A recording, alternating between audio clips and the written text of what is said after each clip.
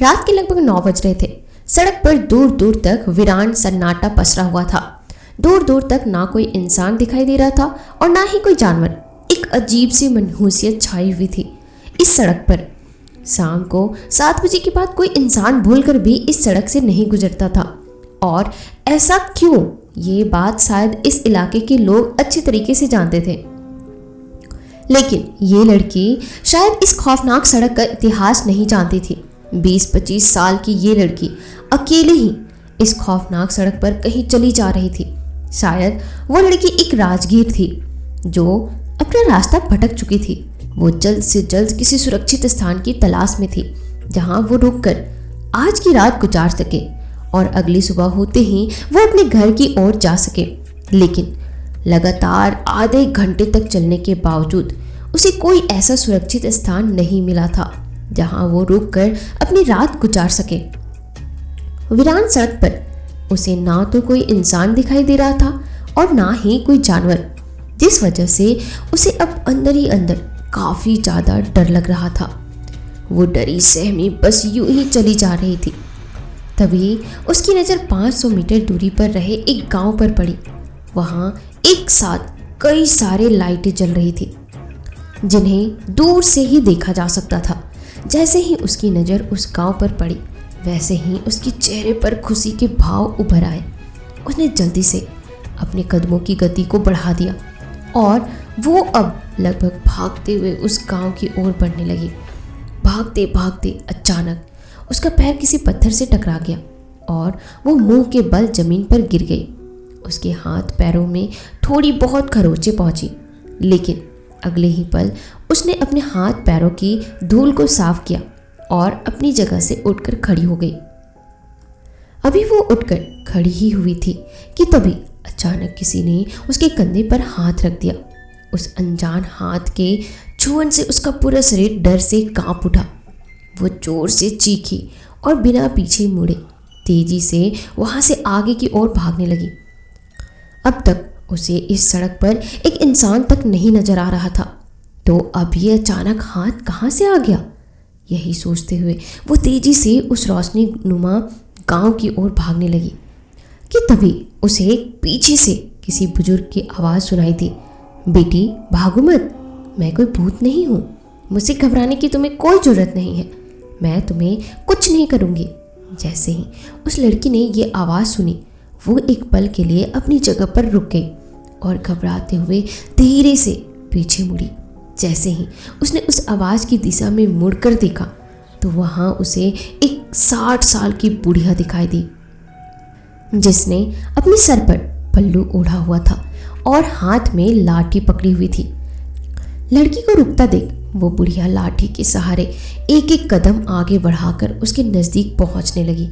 कुछ ही क्षणों में वो बुढ़िया उस लड़की के नज़दीक पहुंच गई और उससे कहने लगी, घबराओ मत बेटा, तुम्हें मुझसे डरकर भागने की कोई ज़रूरत नहीं है। मेरा नाम मालती है। वो जो गुंटूर गांव दिख रहा है ना, मैं बस उसी गुंटूर गांव की रहने वाली हूँ। ये मेरा खेत है। शाम को खेत में काम करते वक्त मैं अपनी सोने की कंगन यहाँ पर रख कर भूल गई थी। घर जाने के बाद जब मुझे याद आया कि मैं अपने गहने खेत में ही भूल कर आई हूँ तो बस मैं उन्हें लेने के लिए यहाँ आ गई। वैसे तुम कौन हो बेटी, और इस सुनसान सड़क पर अकेले कहाँ चली जा रही हो? वो लड़की अटकते हुए बोली, मैं एक राजगीर हूँ। मैं अपना रास्ता भटक गई हूँ और रास्ता भटकते हुए मैं इस दिशा में चली आई। सुबह तक रुकने के लिए किसी सुरक्षित स्थान की तलाश कर रही हूँ ताकि आज की रात गुजारकर मैं अगली सुबह अपने घर की ओर जा सकूँ। लेकिन मैं पिछले आधे घंटे से इस सड़क पर चल रही हूँ, लेकिन अब तक ना मुझे कोई सुरक्षित जगह मिली और ना ही कोई इंसान दिखाई दिया। इस वजह से जब आपने अचानक मेरे कंधे पर हाथ रखा तो मैं डर गई। मुझे ऐसा लगा जैसे किसी भूत ने मेरे कंधे पर हाथ रख दिया हो। इस पर वो बुढ़िया हल्का सा मुस्कुराते हुए उस लड़की से बोली, अरे नहीं नहीं, डरो मत, मैं कोई भूत नहीं हूँ, एक साधारण सी इंसान हूँ। तुम एक काम करो, मेरे साथ मेरे घर चलो। आज की रात तुम मेरे घर पर ही रुक जाना और अगली सुबह होते ही मेरा बेटा तुम्हें तुम्हारे घर तक छोड़ आएगा। ठीक है, अब चलो मेरे साथ। वो लड़की थोड़ी देर तक कुछ सोचती रही और फिर उस बुढ़िया की बात मान लेती है।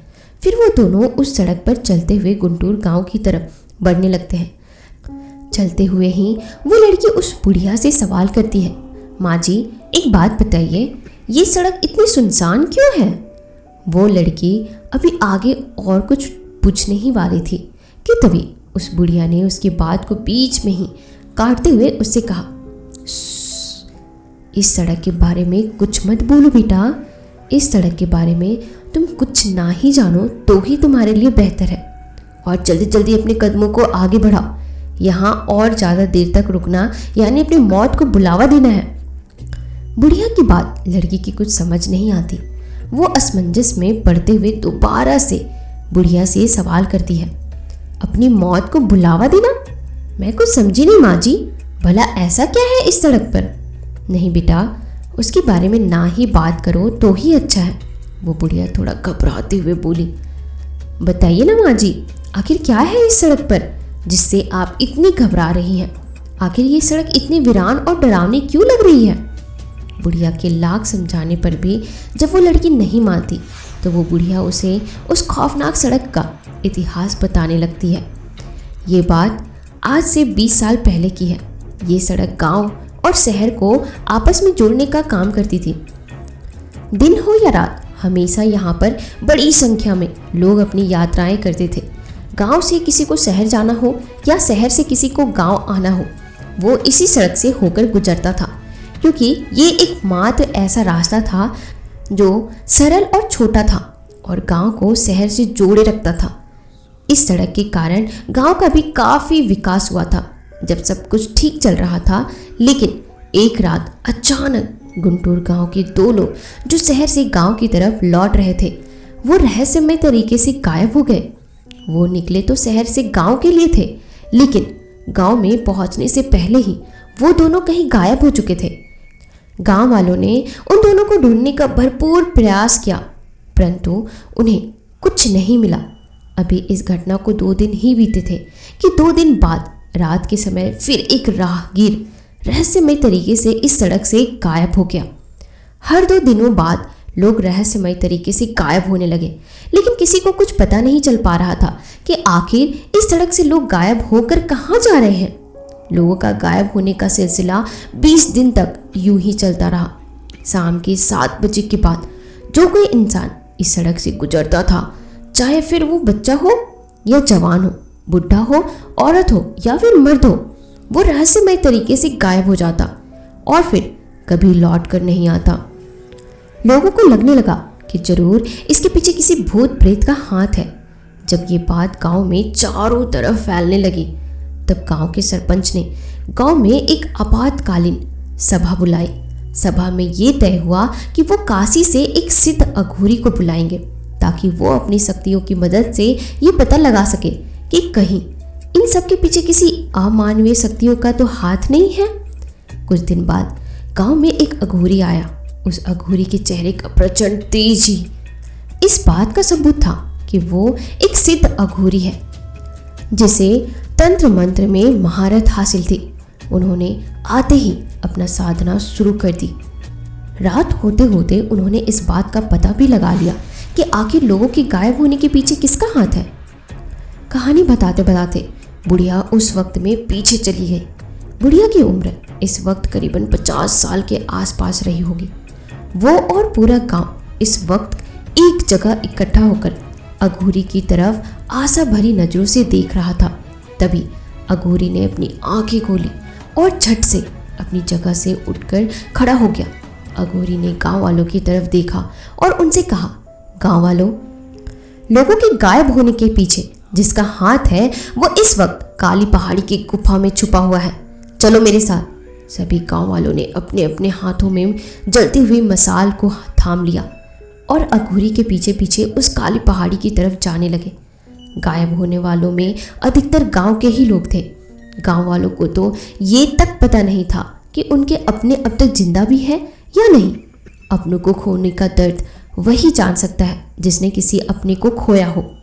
गांव के बहुत से लोगों ने अपनों को खोया था, इसलिए उनके आंखों में प्रचंड गुस्सा भरा हुआ था।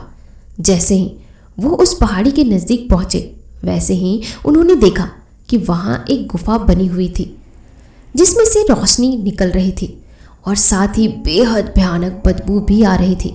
वो बदबू ऐसी थी जैसे किसी मरे हुए जानवर के शरीर से आ रही हो।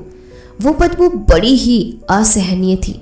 सभी लोगों ने अपने अपने मुंह पर कपड़ा बांध लिया और अघोरी के पीछे पीछे उस गुफा के अंदर प्रवेश कर गए। गुफा के अंदर जाते ही गांव वालों ने जो दृश्य देखा उसे देखकर गांव वालों की तो आत्मा ही कांप गई। डर के मारे उनका पूरा शरीर जोरों से थरथराने लगा। उनके सामने का दृश्य बड़ा ही खौफनाक था। जलती आग के ऊपर एक बड़ी सी कढ़ाई रखी हुई थी जिसके अंदर इंसानी रक्त उबल रहा था और साथ ही कई सारे कटे हुए इंसानी सर भी उसी रक्त भरे कढ़ाई में उबल रहे थे। कई कटे हुए सरों का मांस तो आधे से ज़्यादा गल चुका था और कईयों की तो हड्डियां भी साफ साफ दिखाई दे रही थी। बड़ा ही भयानक दृश्य था वो। कुछ देर तक तो सभी लोग किसी पुतले की तरह एक ही जगह पर जम से गए थे। थोड़ी देर बाद जब लोग अपने होश में आए तब उनकी आंखें गुस्से से लाल हो चुकी थी। अपने परिवार के सदस्यों और दोस्तों की इतनी भयानक हालत देख उनका गुस्सा फूट पड़ा। उन सभी की आंखें गुस्से से लाल हो गई। उनकी आंखें उस व्यक्ति को ढूंढने लगी जिसने लोगों को इतनी भयानक तरीके से मारा था। तभी उनकी नज़र गुफा के एक कोने पर पड़ी जहां एक सफ़ेद बालों वाली एक औरत जमीन पर बैठकर कुछ मंत्र बुदबुदा रही थी। उसका चेहरा दीवार की तरफ था।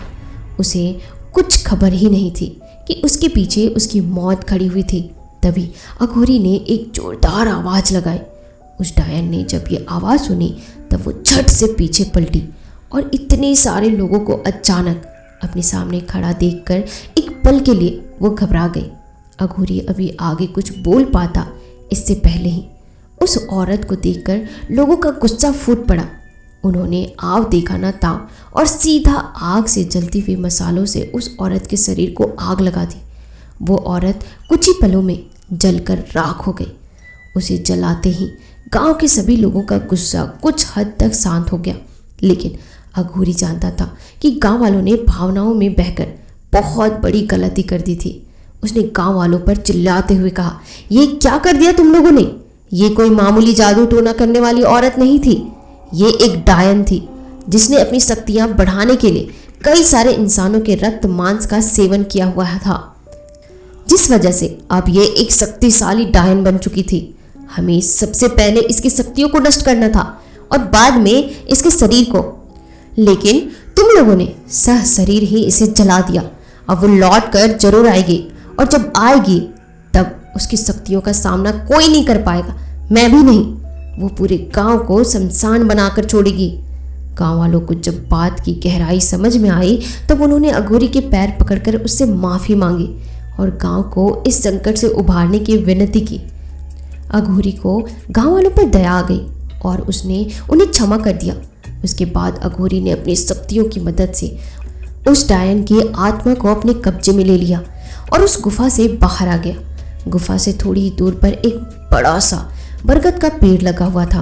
अघोरी उस पेड़ के नज़दीक पहुंचा और कुछ मंत्र बुदबुदाने लगा। अगले ही पल उसकी कमंडल से एक तेज रोशनी निकली और देखते ही देखते वो रोशनी उस बरगद के पेड़ के अंदर समा गई।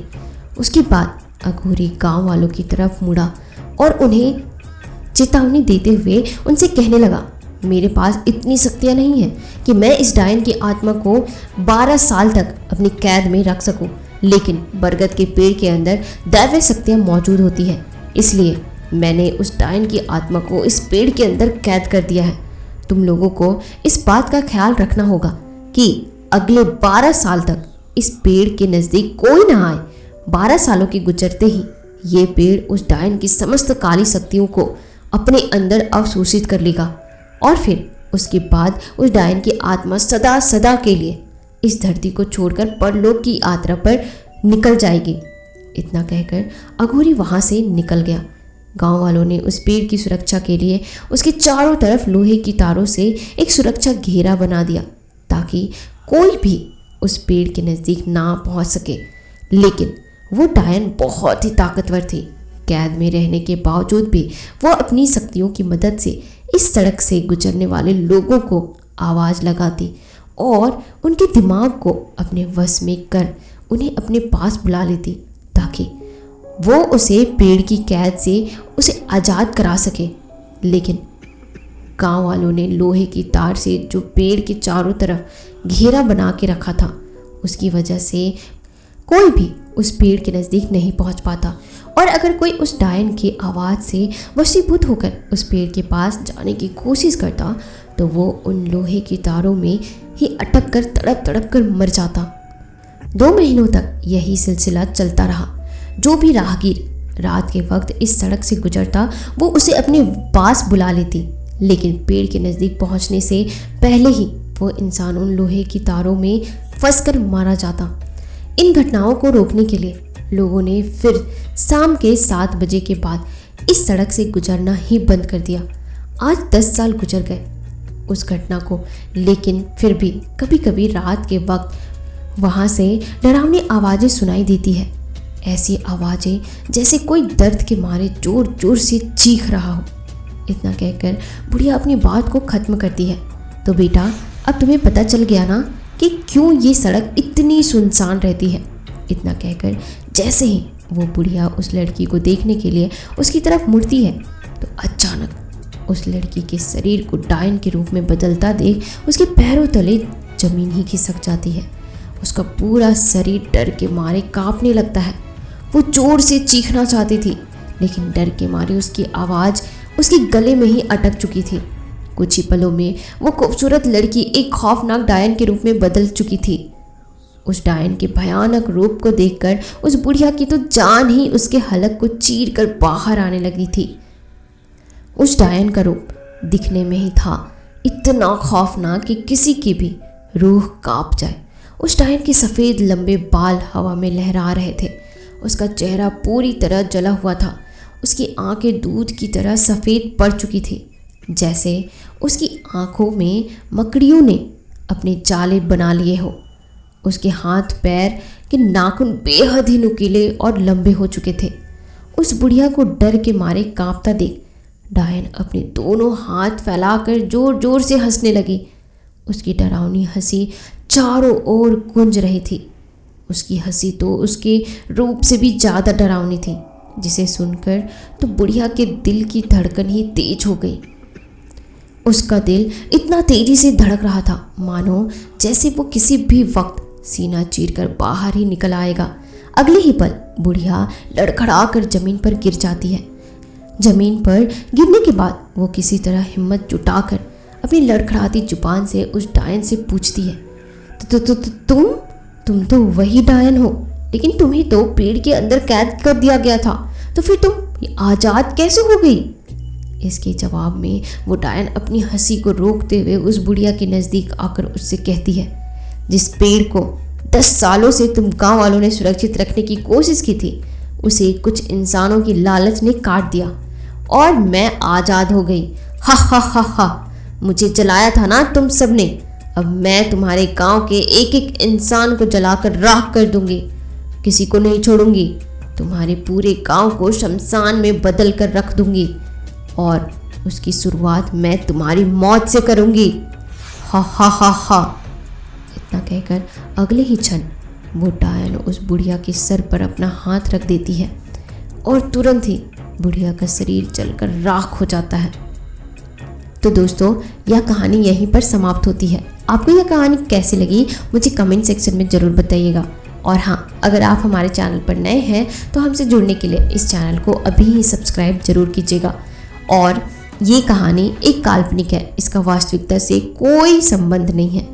और अगर आपके पास भी कोई कहानी है या भूतों से रिलेटेड कोई एक्सपीरियंसेस है और आप चाहते हो कि उसे मैं अपने चैनल पर सुनाऊं अपनी आवाज़ में, तो आप मुझे वो सारे स्टोरीज़ मुझे इंस्टाग्राम पर शेयर कर सकते हो। मेरी इंस्टाग्राम की आईडी है digitaldiव्या001। मैं कहानियों के बाद वहीं पर मिलूँगी। मिलते हैं नए एपिसोड में नई कहानियों के साथ। तब तक के लिए आप अपना ख्याल रखो।